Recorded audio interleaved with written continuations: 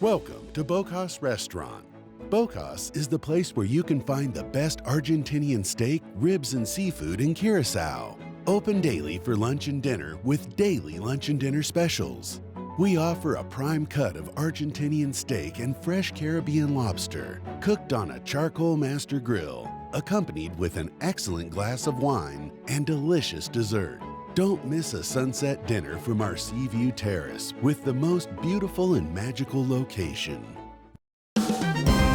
Het belangrijkste nieuws uit Curaçao in het Nederland. Access Journaal, vers van de pers.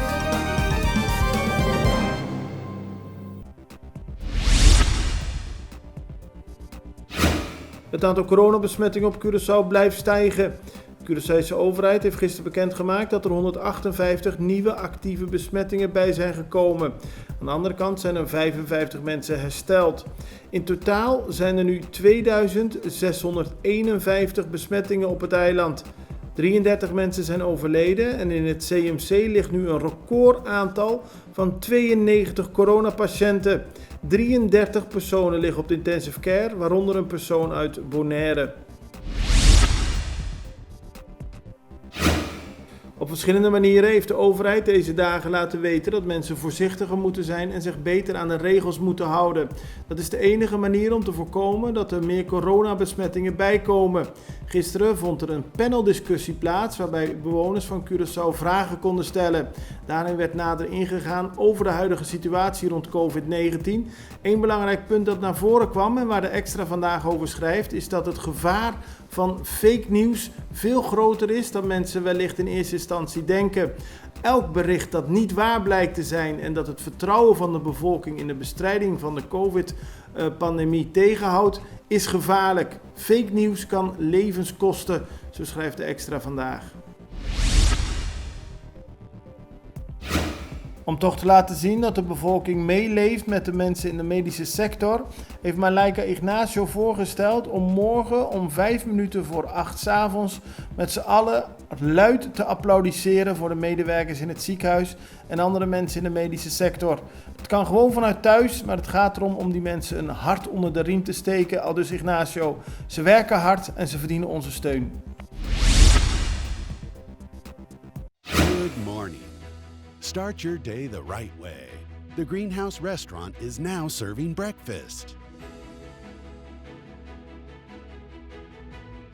Come and enjoy the refreshing and relaxing morning from our famous terrace. Serving the best omelet, fresh juice, hot coffee, and more. Try our new breakfast menu at the Greenhouse every morning from 7 to 11. Visit the Greenhouse Restaurant to give you the best service you deserve.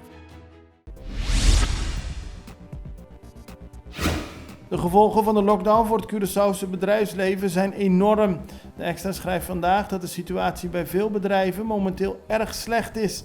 Willy Jonkheer van de Kamer van Koophandel zegt dat er sprake is van een alarmerende situatie en dat veel bedrijven in paniek zijn omdat er geen geld meer binnenkomt. Tegelijkertijd moeten er wel rekeningen worden betaald.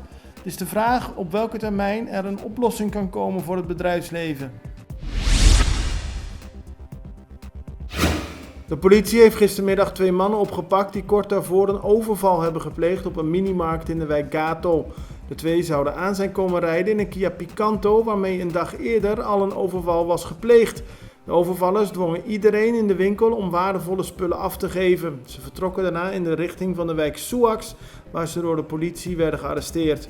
De auto die de 2 hadden gebruikt stond op dat moment in de tuin van een huis. De politie onderzoekt nu bij hoeveel overvallen de 2 betrokken zijn geweest in de afgelopen tijd.